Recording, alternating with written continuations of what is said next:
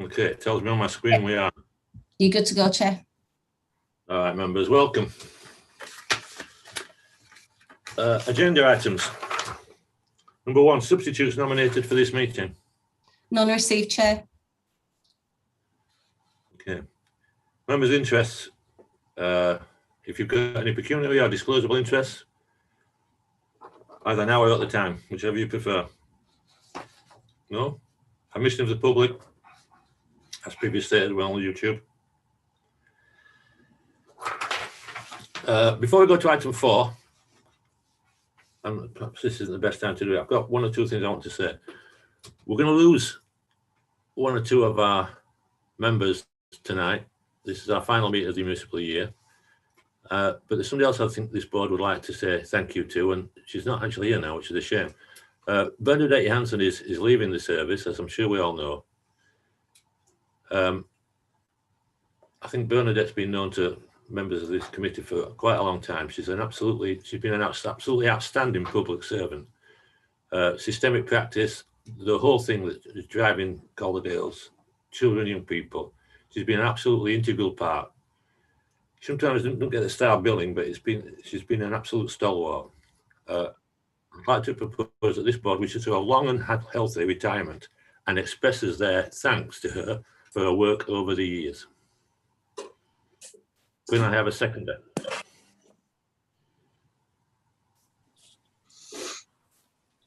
Thank you, Councillor Baines.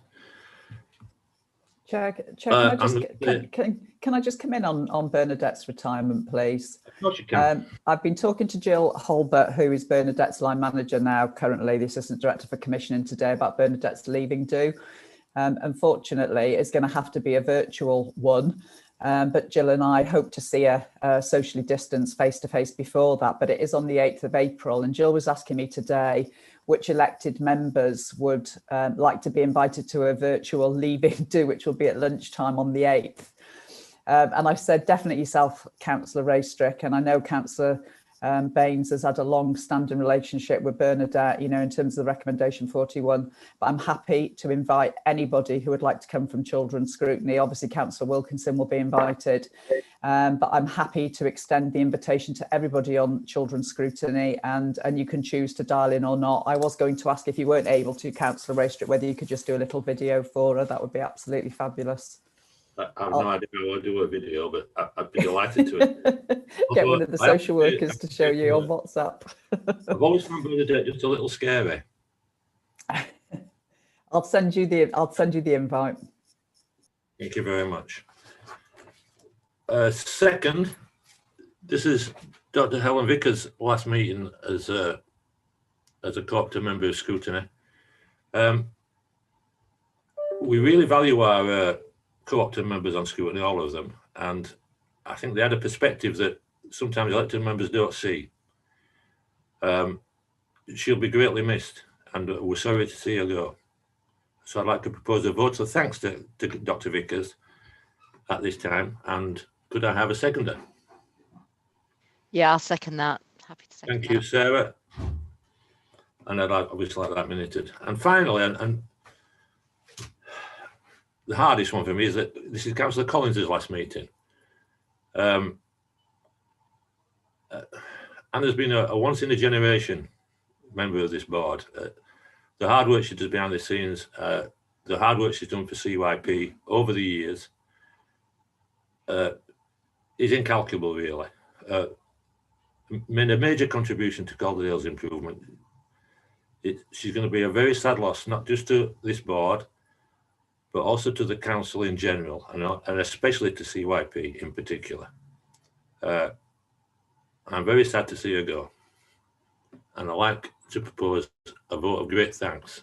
Could I have a seconder, please? Sarah again. Thank you very much, Sarah. I'd also like that minuted. Thank you.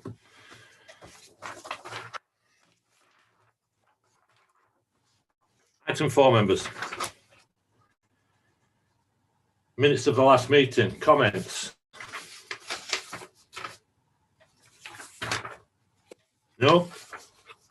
Good. Item 5, COVID update. Director.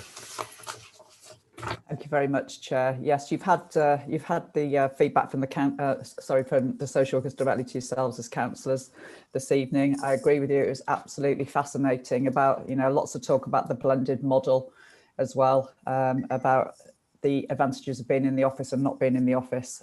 Lots of things for Rob and I to have a look at there. So it'd be helpful tonight if we could do the COVID update around schools, early years schools and the college. And I do have Leslie, who's on the call, Leslie Bowyer, Assistant Director for Education and Inclusion, and Ben Lehman is also on the call. And clearly there's been an awful lot of work happening around getting the secondary schools and the college in particular ready for the testing, the lateral flow testing, several times per week. It's been a logistical, situation to manage over the last week. And I must say thank you to Councillor Wilkinson, because he has been volunteering and giving his help to Ryburn Valley High School as well. So I'm going to hand over to Leslie to start, please. Thank you, Julie. Thank you, Chair. Yes, it has been a busy period for schools since the plans for wider opening were announced about 3 weeks ago now. It's been overall a very positive full return to schools, and that's as a result of really hard work of all our workforce across schools and working in partnership very much with public health.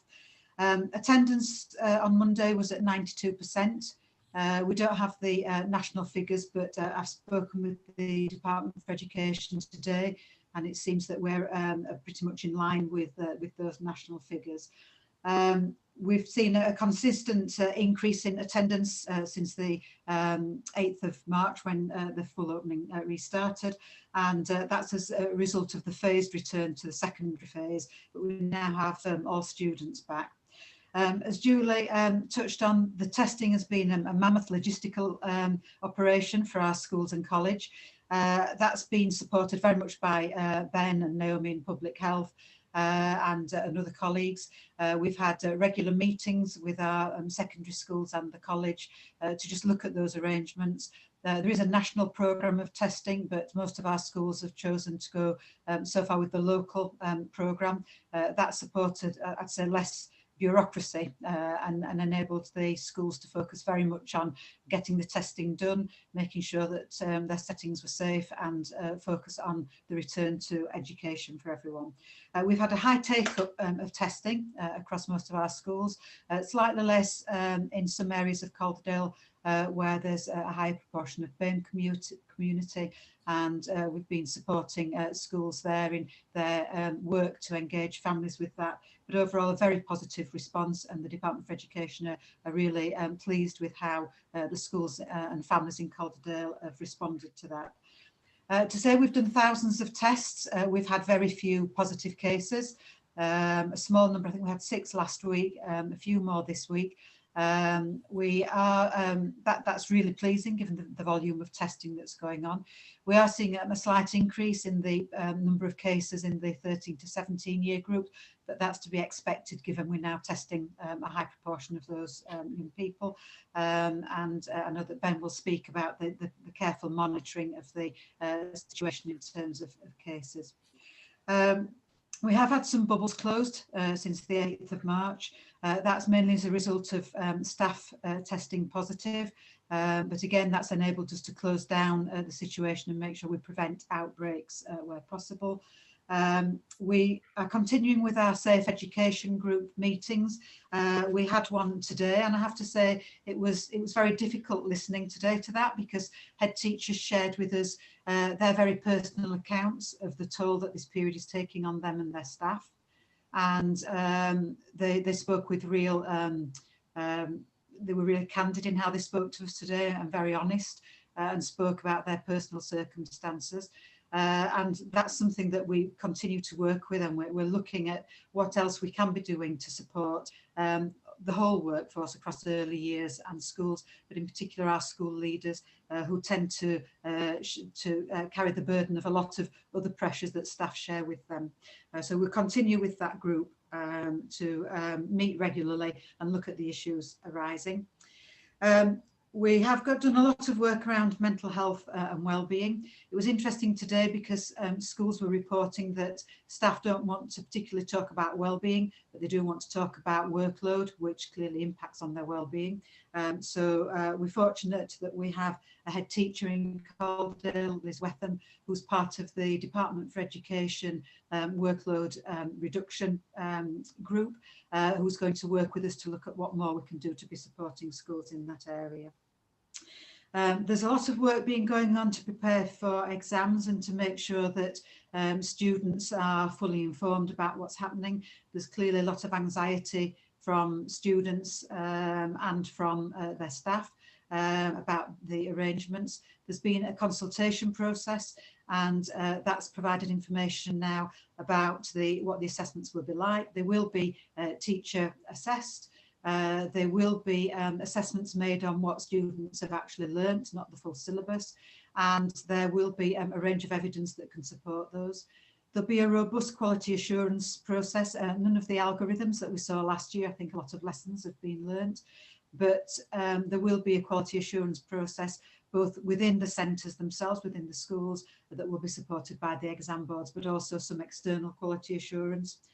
The results weeks have been moved forward, and AS and A-level results will be on the 10th of August and GCSE results on the 12th of August, and that's to allow more time then for students to make arrangements for the next phase of their education or training. And there will be an appeals process that students can follow through if needed. There'll also be an autumn series of exams, and whichever grade is highest from that, from the exams in the autumn or from the summer term teacher assessments, will be the one that will count for students. That will be going on throughout the autumn term, with AS and A-levels first and GCE exams a little bit later in the autumn term. We've got quite a robust piece of work going on to look at our recovery plan for education, and we're looking at that in the broadest terms. So obviously learning recovery and education is really key, and schools are working through their clusters. We also have a steering group where cluster officers work with the School Effectiveness Service and with our teaching school alliances in Calderdale, our curriculum hubs. So we have an English, a maths and a music hub. And also we've now included in that group the new teaching school hub, which will be our main sort of workforce development support for schools from September. That's the Shelley College in Kirklees, which is part of ShareMat, and they're joining us now on our steering group. In the recovery plan, we're also looking at social, emotional and mental health needs and what more we can be doing there. And also addressing digital poverty. We've had a really good piece of work, as you know, to provide devices for students during the lockdown period, and we want to continue that work now to look at the ongoing issues facing many children and young people with regards to lack of access to the internet and devices. Even though there'll be less demand for remote learning, at the moment there will still be a need for that, and also there'll be there's a lot of very good practice that's gone on during the past year that supported students learning at home, that we'll want to make sure we can continue and all students can have access to that. I'll pause there because I think I've given quite a bit of information about the COVID situation. I'm happy to take any questions. Amanda. Thank you, Chair. Oh, thank you for that, Leslie. It's really encouraging to see what's been going on behind the scenes. It's a really difficult time, obviously, with the kids all going back.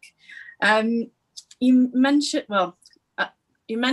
that all the kids have been tested, and I'm not sure if you're aware, but there's a lot of stuff, obviously, on the internet, on Facebook, and people saying all sorts of silly things about the tests and what have you. And one of the things that I was just really surprised to see, actually, was a statement from a UK parent. So I'm not saying for 1 minute that this is a Calderdale parent, but basically they returned from school with 2 tests and each had cost £25. So that equals 50 quid. I just, for the record, just like to ask, and so it's recorded, just to confirm that our tests are free and our parents are not being expected to pay for those. Could you just confirm that for me?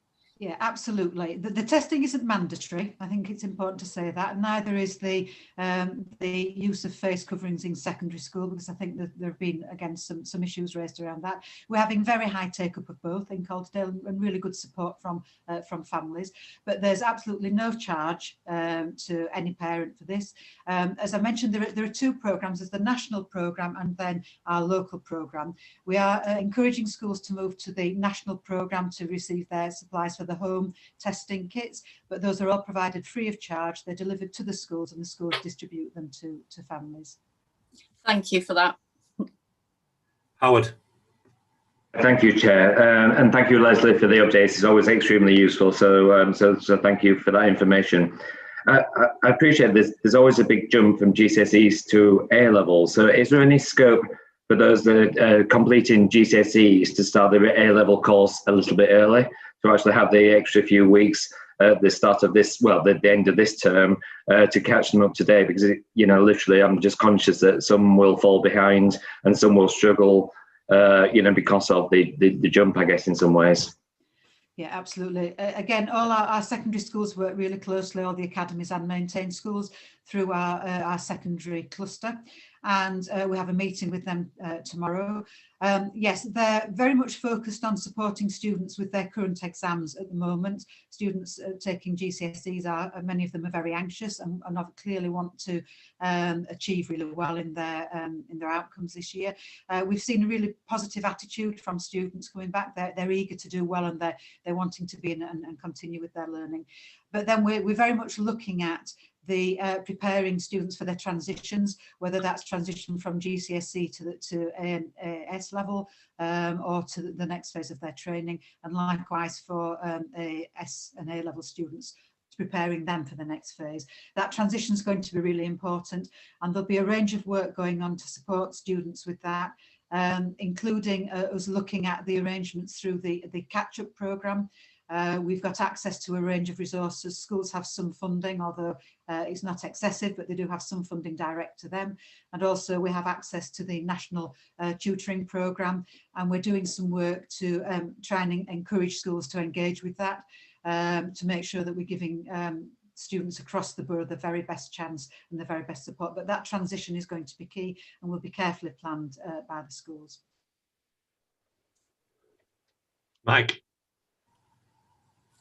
Thank you, Chair. As my wife has been shoving a swab up her nose for the last 2 and a bit weeks, I am not going to talk about testing after saying that. It's enough to give you the willies, to be brutally honest. I think I just want to pick up on something, and I think it's a follow-up on what the head of Ofsted has said about the demotivation of children, the epidemic of demotivation of children, and in particular in relation to the mentor scheme and excuse me, and the tutoring scheme that you said, Leslie. Do we have any schools eligible for the mentioned scheme, and if so, did they actually get a mentor?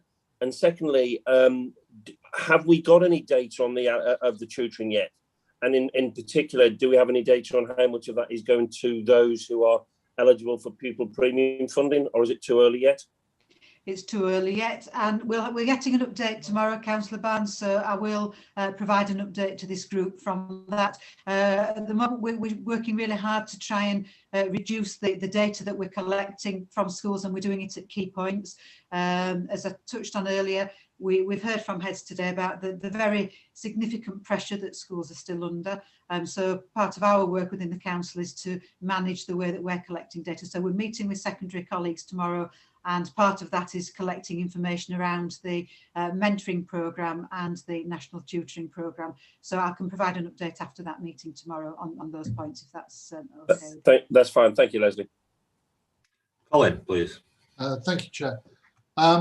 With bubbles collapsing and students being asked to isolate, those who don't have easy access to the personal devices and access to the internet, are they going to be retaining the devices that they've grown used to over the last months? And if so, is that going to be continued into the into the long term, because we know how important it is to actually know the device that you're using and what it's capable of and what it isn't capable of. I just wondered how much that was going to be blended into the way that schools are delivering education as this period of uncertainty continues. Yes, thank you, Councillor Hutchinson. And the schools have, as you know, they've received devices both from the Department for Education and through our local programme. And those have been gifted to the schools so that they are able to allow children to continue to use them. And we've worked hard to make sure that the supply of those devices is enough so that students don't have to share those between them. Again, at the meeting with secondary colleagues tomorrow, we'll be discussing that in more detail, and it's very much part of our recovery plan to look at that long-term issue of making sure that all students have access.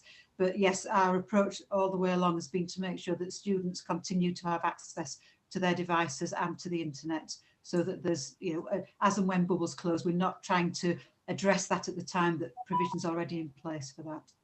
Thank you. Councillor Yvonne, Helen. Thank you, Chair. I just wanted a couple of questions concerning teacher assessment, if that's okay. Now, I don't think anybody's going to be sorry to see the algorithm go. But I think that I have some of the publicity around teaching assessment, I think is somewhat misleading. It seems to be suggesting, you know, that the teacher can put you on licking finger to the air and on a whim awarding a grade. People's comments around, well, you know, there could be favouritism and so on. So I think it's really important we get the message about the robust nature of this assessment. And I know from my own experience the amount of evidence that's required, the sort of quality assurance within a department, across departments and externally. So I think it's important that we do give the message about the robustness and the quality assurance.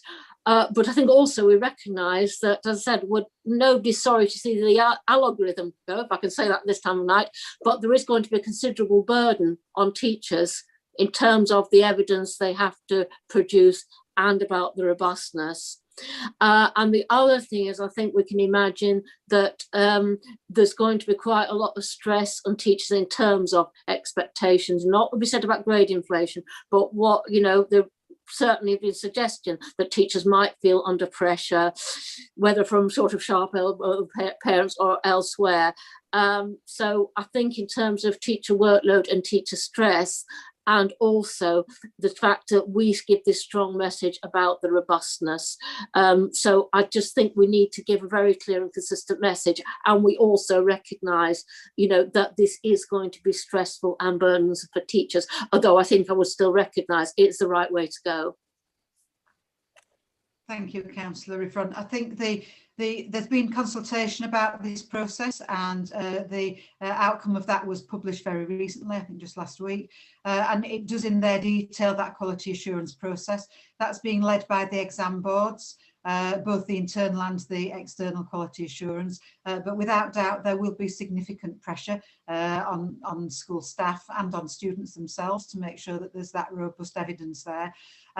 Schools have been preparing for this, although up until the end of the autumn term there was still the direction was still very much that there would be exams. Schools have been well aware that what happened last year could well happen again, and there may well be that need for teacher assessment. So schools have been working to make sure they have that quality of evidence across the board that will contribute to those assessments that are made. So yeah, I don't think we can avoid the fact there will be considerable pressure, and there will be speculation about the robustness of the process. But the government and the Department for Education have been working hard through that consultation process to try and make sure that's as robust as possible. Sheila. Thank you, Chair. I know, Leslie, you've already spoken about the schools are under pressure, and you've named a number of things they're under pressure for. And quite rightly, we're concerned about the health and well-being of students as we go forward. But I think we ought to be equally concerned about the health and well-being of staff. despite media reports thinking that teachers and support staff and everybody working in school have had it easy over the last 12 months, I think we're all aware that those in our schools have been working throughout, whether it's been at home or in school. And I'm concerned about burnout and the impact on them longer term. And, sort of, I'm picking up from contacts within the education world that there's various people thinking, I'm seeing the pandemic go out and then I shall be moving on, which would be a great shame. But I just feel, the sort of the news that starts to come out in the media that schools are going to be asked to work throughout the summer this year, which we know quite a few did over the summer anyway. And I'm just wondering what Calderdale are going to be able to do to give them additional support to remain in the profession, really, and to ensure we've got staff for our schools. Yeah, absolutely. And again, as I mentioned earlier, that's something we discussed and heard some really difficult first-hand experiences from head teachers this morning. It's something we're well aware of. We are looking at the retention of staff. Again, in the way that we collect that data, we're not asking schools to provide more information just at the moment on that, but we're discussing it through the steering group next week. At the steering group, we have our teaching school alliances, and from September that will be our teaching school hub. They are the organisations who lead on initial teacher training. Obviously there are other routes through universities, but our teaching school alliances are our main support in terms of staff recruitment and the training of the future workforce. So we've got some work with them to look at the issues that they're seeing with their current students who will be newly qualified teachers in September, and with their recruitment of students coming in to train for future years. We're also looking at, as I mentioned, about the workload issues, and I think that there are some things we can certainly do within the local authority. There are some things that we're putting pressure on the Department for Education also to work with us on this. I've had discussions with them today. We're monitoring closely staff absence now. I'm getting fortnightly figures to look at COVID-related staff absence, but we also then look at non-COVID related absence, but in actual fact that it's actually not direct COVID related, but it does have, COVID is having an impact on staff absence. And heads reported today that they have, some schools are seeing that staff absence increasing now, but others are very concerned that it's going to increase because of that, the issue of burnout, as you touched on there. And, I can speak categorically from everything I've seen from our schools that the staff have been working harder than ever over this past 12 months. I know the perception out there may be that remote learning is easier and staff haven't been in school, but for most of the time they've been managing remote learning and face-to-face learning, along with the additional pressures they've got of all the control systems that need to be in place within school. It's the teachers and the support staff who are implementing those controls, so they're supporting the cleaning within schools and all the measures that need to be in place. There's the issue of assessments. It's not just secondary school assessments that aren't taking place. The primary assessments aren't taking place either, but that doesn't mean that schools aren't assessing their children. They're doing that all the time to make sure that they're addressing gaps in learning and continuing the progress of children from their starting points. So there are significant pressures. Where we're seeing staff absence, we still do have some staff who are shielding, along with staff who are absent for other reasons. That increases the pressure on those staff who are in school. We're hearing reports from schools about the challenges that some children with special needs are facing as schools are now fully open. Many children with special needs have been attending throughout the third lockdown, but they've been in smaller groups and in quieter, calmer environments. And some of those are finding it very difficult now that the full schools returned. So again, we're looking as a local authority. I've met this afternoon with our special needs service managers to look at what further support we can put in place in terms of some additional sort of helpline support, as well as our officers that go out to schools and support them with those measures. So we're trying to look across the board at all the issues that schools are facing and look at what our response can be. I know that Ben and I said after this morning's meeting we'd meet outside of that to look again at what more we can be adding to that. We signpost people to all the support there is for their emotional and mental health support. There's a lot of that through professional associations, but staff do talk to us that sometimes that can be overwhelming, that when they're not feeling good, it's very difficult to actually find the way through all that support that is there, because there's quite a wealth of that. So one of the things that we're looking at the steering group next week is what more we can do to put in place really clear lines of access to that support. Some schools have access to counselling services and so on, so we want to look at how we can roll that out and make that more accessible universally to all schools. Thank you very much. It's reassuring to hear that the awareness of what is happening within our schools, and that gives help to, well, enables then support to become in place. It's when you're not aware of it, the issues really help. But thank you very much. Howard. Thank you, Chair. And thank you, Leslie, for your comments so far. There's been a large emphasis over the years on parents relying on teachers to educate their own children, and what's really been brought out of this whole period is actually some parents have actually struggled in basic terms. I know my mum used to be at home during the day. She used to read to me, and we used to, you know, she used to help and various things. So I guess I know it's very short. We're only just starting to come out of these times, or hopefully starting to come out of these times. But is there something we should be looking at as an authority to provide parents with basic information as how to educate their own children in some ways? And it's a bit of a loaded question. And something that we may not even know how to answer, but you know, your basic maths and your basic English that, you know, unfortunately some parents have not quite have struggled over these times. Yes, and I think we don't have any direct plans to sort of introduce any parenting support in that respect at the moment, but it's something that we look at all the time, even pre-COVID. It's very important, is that, because parental support makes a huge difference to the progress that children make and to their success at school. So it's something that's very important at all times, but certainly has been highlighted this year.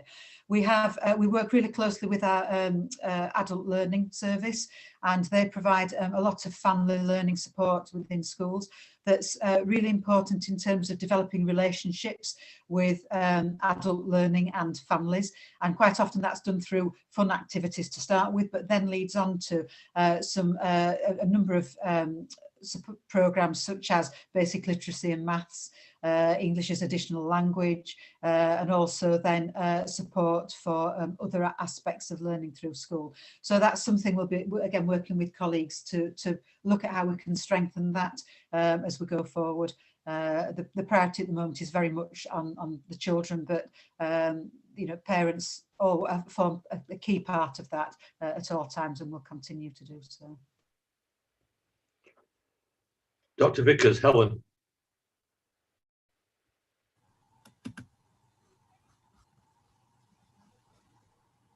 Hello.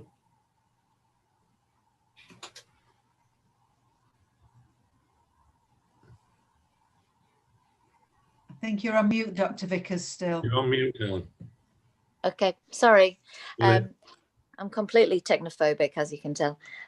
Yeah, sorry. It's more of a long-term question, really, I suppose, in the sense that from the data that I'm looking at, there's quite a significant increase in the number of children or parents who have chosen to educate their children from home, so home ed groups. And I know through my work in funding that there's quite a significant decrease in pupil premium, despite the increase, you know, money that's being put in through catch-up. The decrease in pupil premium, the catch-up doesn't even compare. So I suppose what I'm saying is that I know, and obviously you know, that pupils in school equals cash in school and sustainability of that school. Do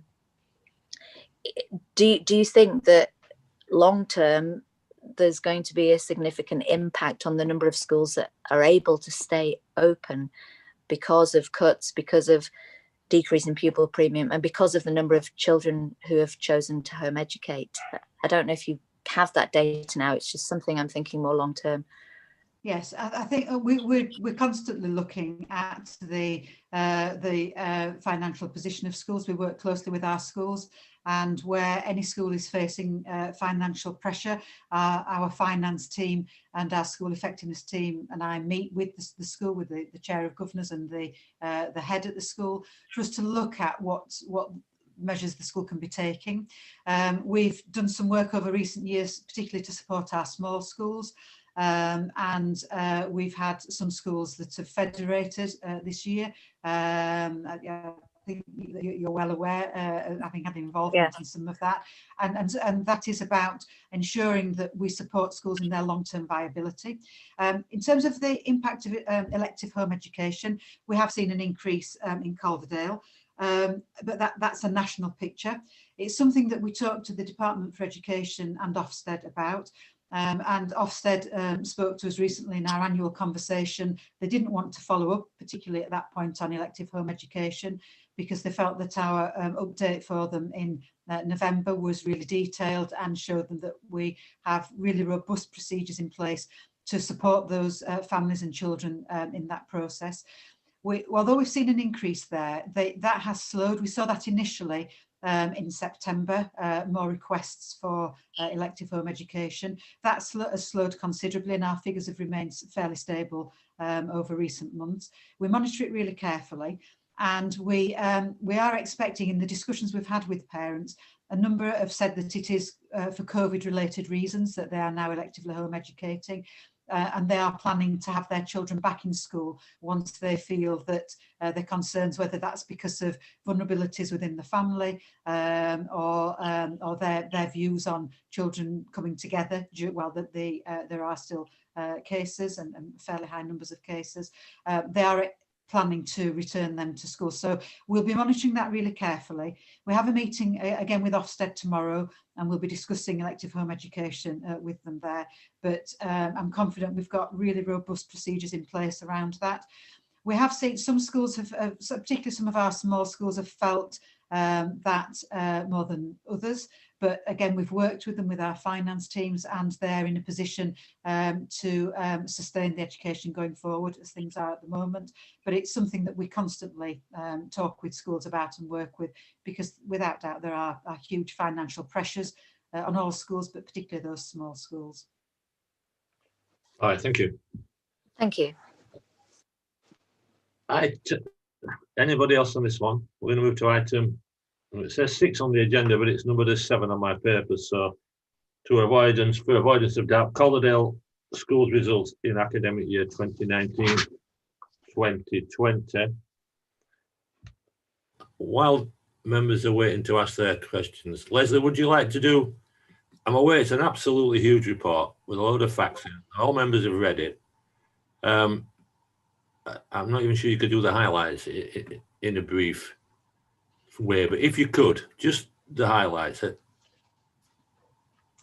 Yeah, as you know, as we've just spoken about, usually at this point we would be reporting the full results, the validated results for schools, and we don't have those for last year, other than we have a phonics screening check that was carried out in the autumn term. And once again, that was carried out in the usual way. So all the robust procedures that are in place there for the national phonics screening check were adhered to, and our results remain above national there.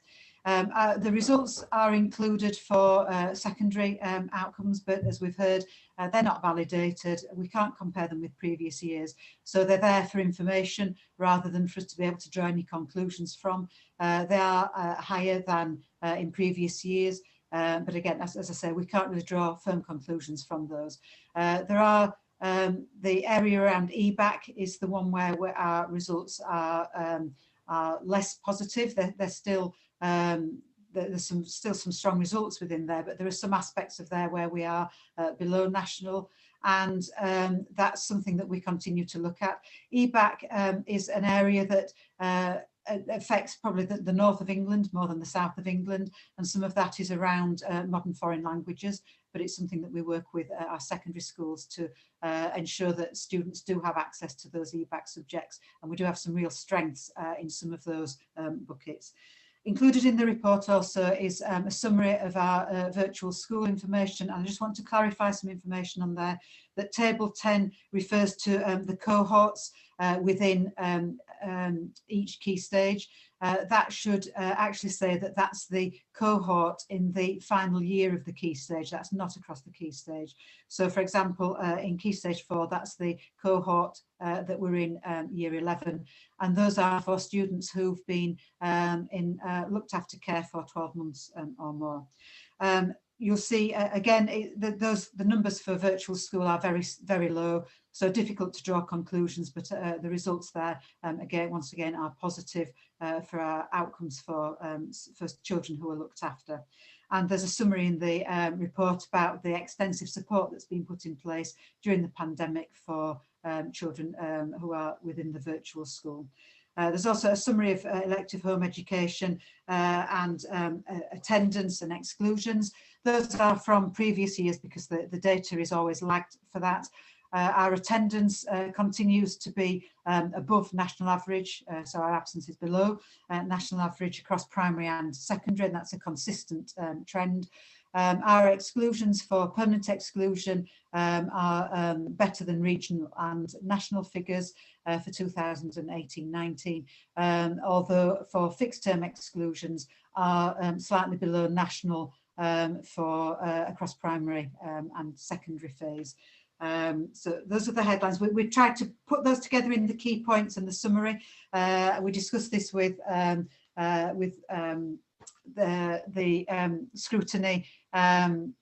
Scrutiny a couple of years ago about what information wanted to be included in the reports. So we tried to summarise that at the start of the report, but members did ask for more detail for those people who wanted to look at to have that. So it is, I think, 17 pages long, but there are some summaries at the start of it. It will be churlish of me to ask for too much detail, because we love detail. I just want to follow up on what Dr. Vickers said. When I read this report, the first thing that came out to me was the number of the 305 elective home education. That, I mean, the school I went to, that's 5 years worth of, you know, forms 1 to 5. That's a lot of children home educating. Do we just have one officer looking after this? Our education welfare service look at it. We did have one officer. We've now increased the capacity in that team to provide more support. So there are now 2 officers who are dedicated to that. Sorry, they're not dedicated complete to that, but they are responsible for the work with families and the initial conversations, and then the annual contact that we have with those families. There's some discussion around this because the Department for Education are keen to stress that it's parental choice to be able to do this, and that parents should be able to provide the education that they see fit, with few checks as to what's happening at the as they describe it as the kitchen table. In actual fact, the local authority and Ofsted feel that we need to be having more robust measures in place to ensure that the quality of the education that children are receiving is suitable and adequate for them, and very much again looking at the transitions for them. So one of the issues we faced last year and this year is around those children having access to formal qualifications. We use some independent schools as exam centres for them, and they will have access again this year to have centre assessed grades so that they don't miss out on that, and they can then access their continuing education and employment. We also monitor the destinations for this group. We work with C&K Careers to make sure that we look very closely at this group so that we understand where they're going on to, and where we may have children who are still not engaging, although they don't. They're not officially part of the NEAT figures, because they're not those students who've been in school. But we still do monitor that, because we feel that's a significant role for us to make sure that we're following that up with those families and supporting those young people into their next phase. Yeah, it's a very grey area, isn't it? Children in our mainstream schools are tested and calibrated and stuck into tables, and we've got all these 14 pages of data about them, and yet there's 305 children here who are just, we don't seem to have the same a level of analysis, whether that's viewed as a lack of care or I don't know. I was quite amazed at the numbers, trebled in 5 years. Very interesting. Anything else, members, on this? OS? Howard? Thank you, Chair. Do we have an update on kids moving forward from this report? Because it's quite important that those that are wanting to do apprenticeships and things like that, given the spotting. It's been a while, so I've just incorporated it within this report, but it's quite an important question, really, for those looking towards the next stage in their career. Yeah, we brought a report to Scrutiny last year on the post-16 destinations and figures, and we can bring a further report with that information if that would be helpful. Okay, thank you. One last thing from me: the performance of children looked after. We're still pretty happy with it, are we? It's an area we're constantly working at. I wouldn't say we're happy with it, because we're constantly looking at how we can improve that further. And our virtual school are doing a lot of work at the moment, particularly in making sure that we are monitoring still the progress of every individual child. That's been made more difficult because of the lack of published data. That's always a key indicator for us that helps us, just one of the indicators that helps us look at the outcomes for children who are looked after, as for all children. But we've maintained a robust data collection system with our schools, where we're looking at the progress that all those children are making as individuals, with teacher assessments at the moment, and continuing to challenge the schools. We meet with them to have regular personal education plan meetings. Those are led by our virtual school at the moment. In many authorities, they're led by the social workers, but we feel that it's really important to have that educational aspect of that within the development of those plans. So that's a fundamental part of the work.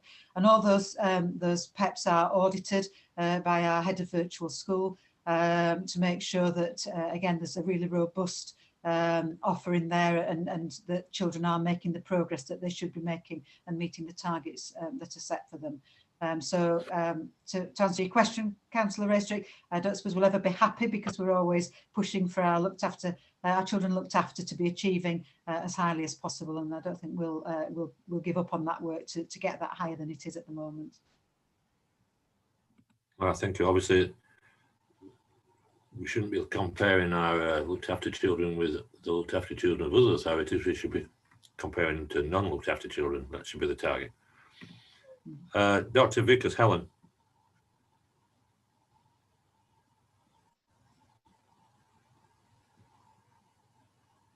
I think you're on mute, Dr. Vickers. Still on mute, Dr. Vickers.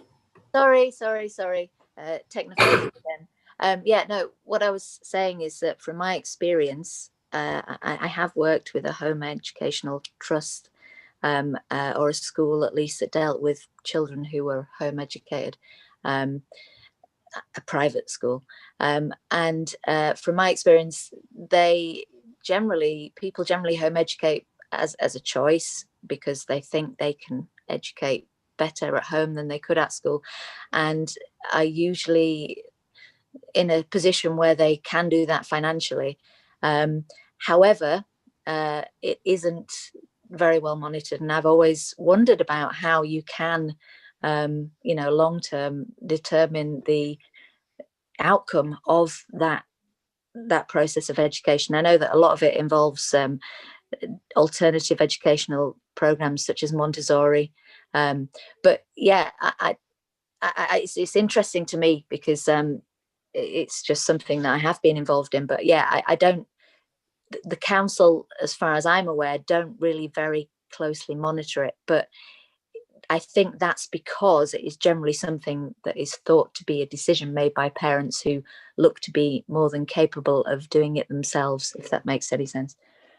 There is actually a very light touch duty on the local authority to monitor that, and we go above and beyond that with the work that we do. As I say, I'm confident we have a robust process in place, not to necessarily understand the outcomes for all those children who are electively home educated, because there isn't the resource to do that, but we go above and beyond our statutory duty to make sure that we are supporting those families, we keep in touch with them, and we challenge where there are any concerns about the quality of education. And we have had some children move back into school where that's been the process, because we've challenged that and found that it hasn't been acceptable quality of education, and those children are back in mainstream school. Okay. Thank you. Councillor Rubon, Helen. Thank you, Chair. This partly as a comment, I hope Sheila doesn't mind, something put in the chat, but it also occurred to me, is maybe the relentless monitoring might be one reason why people choose to home educate. Now, we can just develop that a bit. I mean, clearly the welfare of the child needs to come first, and we need to be sure of that. But the fact that we do have all this data does sometimes, I think, risk as resulting in an impoverished view of education, and that it's what we can remember, what we can recall, and what we can monitor, and what we can put a figure on. And I do think that people do, there is a view that, well, certainly what I would hold, education is something richer than that, and it's not always something that can be measured. And I do think that, the relentless pressure in terms of testing, monitoring, measuring could be one reason why people choose to home educate. And I think some of the sort of trends seem to go even further in terms of what can be remembered. How do we know what people remember? Yes, but there is a lot more to learning the development of the whole individual than what you can put a figure on. So maybe that, not saying we shouldn't be monitoring that, but maybe it needs something more than the sort of the target-driven culture, which I do think there is dissatisfaction with. Anne.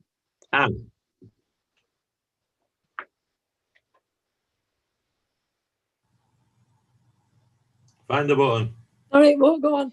I think we just need to correct what we actually mean by home education, because the assumption is that children are taught at home by parents. And as Helen said, particularly at secondary level, those children are often in alternative provision. So there are cases where children might be allowed to access things at the college, for example, age 14, before they're at statutory school leaving age. So it is a misleading term if we just go away tonight thinking that all these 300 and odd children are all educated by mum and dad at home, because that certainly is not true in my experience 20 years ago. If I can come in there, Chair, I'd support that, Councillor Collins, that there is a wide range of provision for our children who are electively home educated, and many children are having a very rich experience that meets their needs well. But I think that's the points that have been made about it's important that we know that that's the case rather than assume that that's the case is very important to us. Yeah, I tend to agree. Amanda, are you waving at me? Yes, I am. Thank you. I just want to say I personally am aware of a child in Calderdale actually who's been through that process and who is currently looking for a university place. And I'm thrilled for her and her family. I just think, they took a big risk. home educating, and it's paid off. You know, she went on to college, and now she's applying for university. So yeah, and well said, Helen. I absolutely agree with you that we can't underestimate you know, the importance of other experiences, can we? Thank you, Chair. Pleasure. I'm going to call into that item here. It's always a difficult balance, isn't it, between wanting to control what you know and what you want to know. Yeah? Okay. Item 8, members. Quarterly report.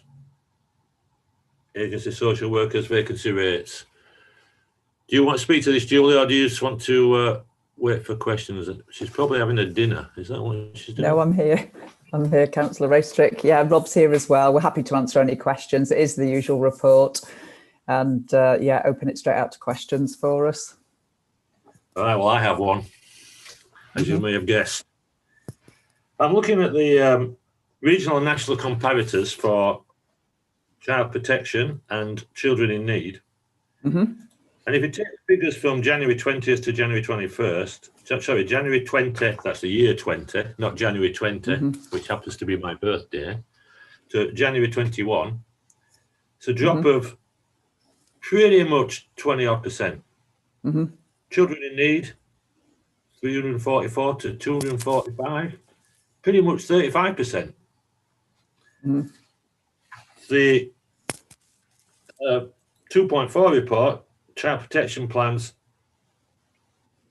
down 10%, and the children in need down 44% against national figures. I'm wondering why, and I'm wondering, is this connected to the difference in number of cases being turned into referrals that we heard about at the last meeting at the front door? Because those are massive changes and they're not the national trend. Rob, do you want to come in, Rob, as a starter? Yeah. I suppose one word of caution I would say around comparing the data on with the Yorkshire and Humber data is that data is nearly 2 years out of date, that one. So when we look at unpublished data, which is we can't put in here because obviously it's a public meeting, there is unpublished data which we look at on a fairly regular basis, and we actually spent most of the morning doing that today. We actually are more in line with where our regional neighbours and statistical neighbours as well, in terms of where we are now. What I would say is historically, for a whole range of indicators, and that would include contacts, referrals, re-referrals, child protection plans, initial child protection plans, we were a bit of an outlier in the region, and we were performing, or our data showed that the demand was higher in lots of them areas. What we've been doing now for quite a long period of time, and probably more so since lockdown actually, is we've been systematically going through every decision point in the system and looking at how do we make sure that that's robust and we've got the right processes, systems and practice in place. So we've been doing that quite consistently and robustly. What I would say is I think what we see in terms of the child in need and the child protection plans, they are really good stories. They're good stories for us in terms of it. What we're starting to see now is the evidence that we are starting to focus much more on early help, around intervening earlier without the need for statutory services. And we had this conversation with Ofsted just a couple of weeks ago where we talked them through some of the things that we've been doing and some of the things we continue to do. And I think we've got a really strong and positive story there in terms of child in need and child protection. It is difficult because I suppose when you look at these two indicators alone, it's quite difficult to see. But if I just give you a bit of a background in terms of why some of them have changed so significantly, that might help as well. So some of the things we've been doing over the last year, but probably more so in the last 6 months, is we introduced a new early help hub at the front door. So sat alongside MAST, we've got a new early help hub, a multi-agency partnership, including the police, the Youth Justice Service, the Youth Service, MAST Early Intervention. And just to give you some figures there, since we launched in July, over 300 children have benefited from going through the early help hub. And what that's meant for them is we have been able to pick them up at the front door very, very quickly. So rather than them going through to social care, we've been picked them up really quickly. We've offered intensive support within days straight away, and that intensive support has continued until they've landed with a lead practitioner back into early help.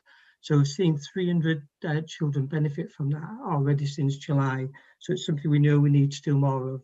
But a significant proportion of them, I can guarantee, would have been child in need and potential child protection plans as well. So we've got that one as one strand of work we've been doing. We also relaunched or launched our early help pathway in November, which again is a much more user-friendly version of the pathway we had previously. Partners have really bought into that already. So even in the first couple of months, we've seen a 30% increase in terms of the numbers of early help plans that were done from this time last year. Again, some of them would have been child in need child protection plans. So what we're starting to do is we're diverting cases away from the front door where we can. The other thing we're doing, I think, really successfully, and where we're seeing some really big impact, is where we're looking at repeat child in need or repeat child protection. We've done a huge amount of work around the step down process. So historically, we had a step down process that meant some of the cases came back in a relatively short period of time because the plans weren't as robust as they could be. We've now got a really clear plan in place in terms of step down. So, for example, it might have said at some point, if things deteriorate, refer back to children's social care. It's really detailed now. If things deteriorate, and it goes into detail. So if school attendance deteriorates, the referrer would need to look at this. So we've got a whole range of things that are starting to impact there on I think on a really quite significant level there as well. But what I would probably describe is what we're seeing is what we probably have been describing for quite a while. If you turn that tap off slightly, the impact can be quite significant over a period of time.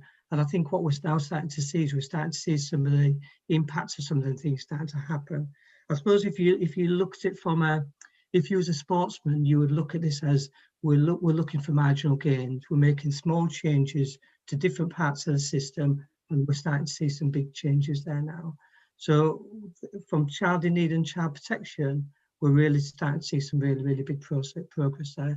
If you look at the most recent unpublished data, that brings us almost in line with our regional comparators and statistical neighbours. We're almost on that level now. And we've spent all morning, again, looking at every pinch point, looking at all the decision-making points and reassuring ourselves that that is the story we've got. And I feel really confident that that is a story that's really, really positive there. In terms of looked after children, because we're seeing an increase slightly there in terms of looked after children, it's a slightly different story. Some of that is COVID related. We know we've got cases that have been delayed in the court process where we've not been able to rescind care orders. And that's we've got them, we can tell them cases and we know how many there have been. We've also got cases where the courts have been deciding to manage cases through interim care orders or care orders at home rather than giving us supervision orders, because again, they're anxious about the risks during the pandemic and they want to provide a level of assurance to them. So we've got a number of cases there. But also what we've seen as well is we've seen and a smaller number of children in the adoption process where the timescales are a little bit longer than previously because we're not being able to match as effectively during the lockdown. We're not being able to do introductions. So there are 3 or 4 factors there that actually contribute to the increase there. If you look at the data of numbers coming into care, the numbers of children coming into care is quite comparable to last year. It's relatively the same. The numbers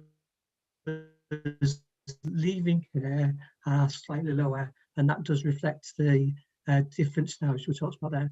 And we also know that we've got a number of children who are waiting to be discharged from care through special guardianship orders with foster carers, and they're delayed in the courts as well because the courts are not prioritising special guardianship orders.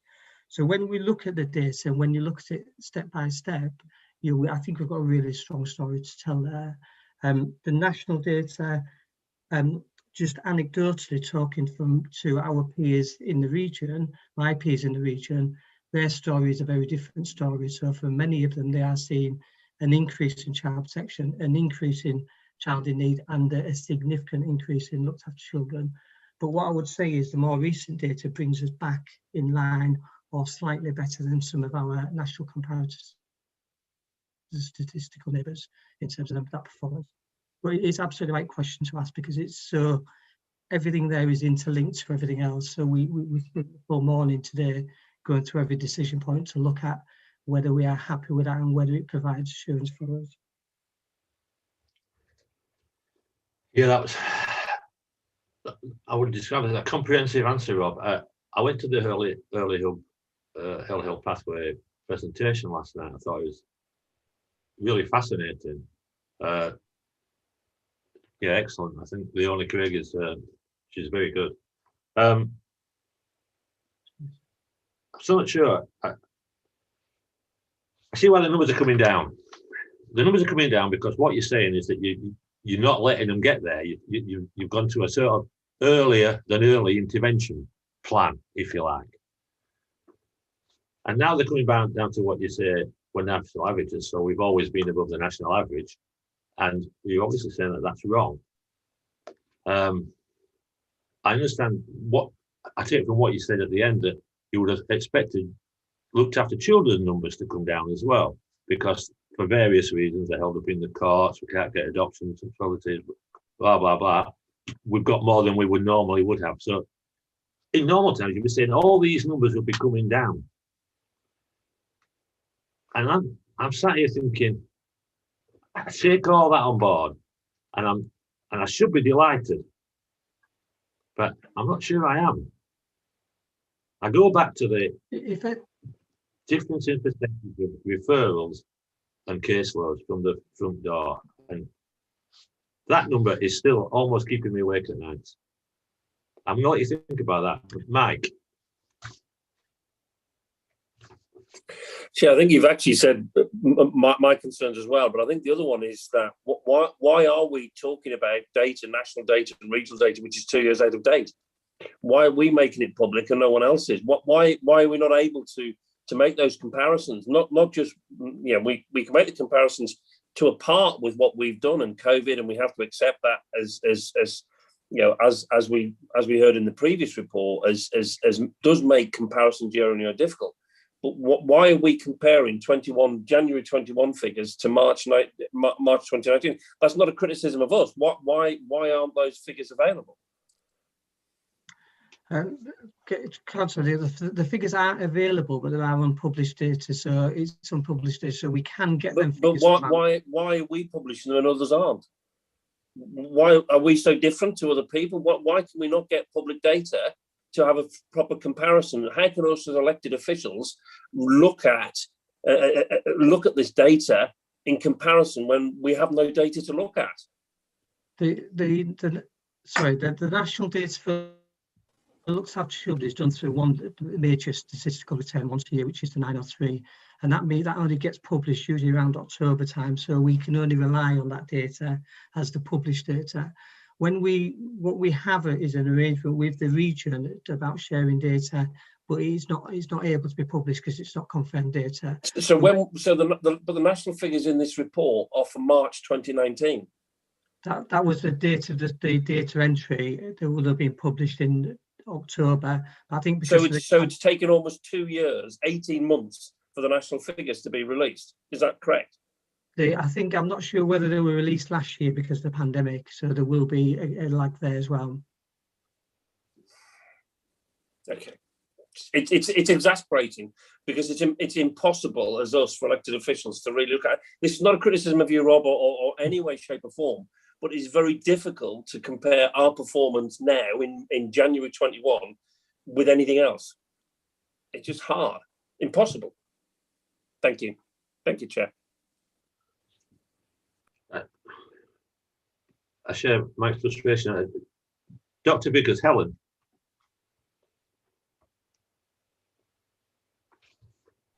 Yeah, sorry, found the unmute button.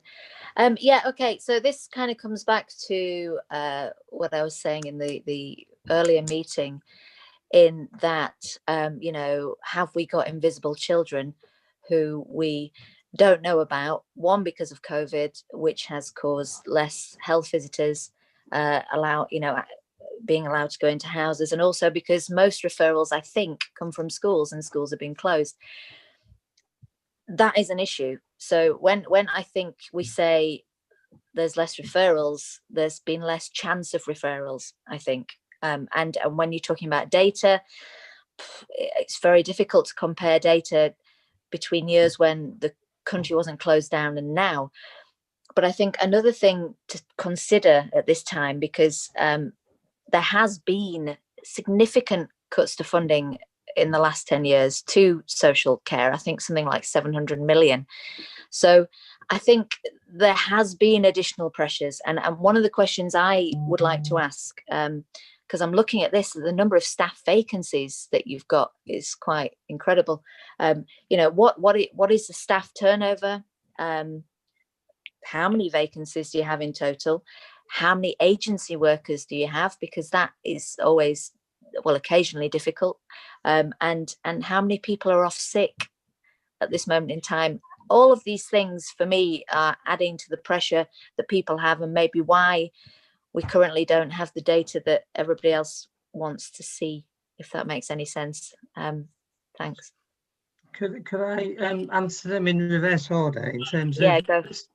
Yeah, sickness levels across our services being very, very low. It's the lowest it's been this last financial year than it has been in many, many years, I think.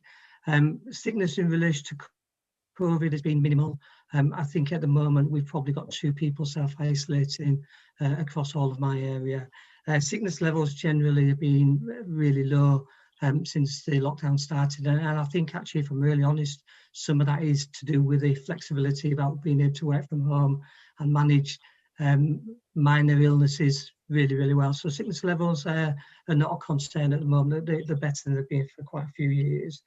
Agency staff at the moment, right across the service, we've got eight agency staff, and they are covering 15.5 vacancies. So vacancies are slightly higher than what we would anticipate before, what we would anticipate previously, but there are a number of factors there. One is that we have a very highly skilled workforce, and actually the people who are leaving to take up promotions in other local authorities, so we're seeing that. I met with a member of staff the other day who's taken up a post that actually is a really significant jump up for her, and which is really, really positive. So the vacancy level is slightly higher than what we would have had previously. Some of this goes back to last year. We had very few students coming through because of the pandemic, and so we didn't have placements for as many students, which means that we don't recruit the students, and we would normally over recruit, but we couldn't do that last year. This year we have got 17 students started already this year, which means that for this year coming up, we should be able to again over recruit, which means that we can manage some vacancies going forward as well. Staff turnover is very, very stable. We've got a stable senior leadership team, we've got a stable team manager level, and we've got a relatively stable practice manager level. So again, a whole range of things that are, I would say, positive stories for us, which actually lead to help us to manage the numbers down as well. If you don't have a stable workforce, you're never going to be able to do this work. If you've got a stable workforce, we've got a very stable front door workforce, very stable CAT workforce, which means that we can manage some referrals really robustly. And then 2 other pieces of work, which I think have been touched on previously here, which I think gives some assurance around this notion of invisible children. Nobody could say there aren't invisible children, because if they are, they'll be invisible. But what we've done is we've put in a whole range of things to assure us that actually where people have got concerns, and concerns are being raised with us. So, for example, the Safeguarding Children's Board, from day 1 of lockdown, develops a partnership with the health visitors, with children's centres, where they would notify them of children's centres or anywhere where children have been visiting previously. If they were worried about a child under 5, they would notify us about that and something would happen. So we've got really, really clear evidence that that's had a big impact. So that's one element. The other element is what we did with school from the beginning of lockdown number 1 is we created a system where all of our schools would be in touch with children that they would be worried about or were worried about at least twice a week, and they would keep physical contact with them. And that would be done either through phone calls, through visits to family homes. If they were ever worried about any of them children, that came directly through back into MAST, and we would respond usually with a school to make sure that children were okay. So in terms of trying to find mechanisms to reassure us at every point, we've done that quite consistently. But one of the things I would say is that we can only do that by having a stable workforce. We can only do that by having lower caseloads. We can only do that by having lower vacancies. So it's something that we keep under review constantly. And I think it's a real challenge, and you've heard from social workers later on, earlier on today, because what we haven't done is we haven't stopped doing the day job to do this bit of the job. We've tried to do everything on top of that. So the day job has continued really robustly, and we've tried to put additional mechanisms in place to make sure that that assurance is there on top of things around. And the other thing I would say, which is linked to all of this, is we've continued to go through and systematically review and look at the service at every single point and continue to improve practice at every single point. Back to working as they would have done previously, or is it still a lot of it is done remotely or virtually? To make sure that them children were still being visited well in Calderdale, but they've been almost back to doing their role for now 4 or 5 months, maybe slightly longer. Thank you. All right, thank you.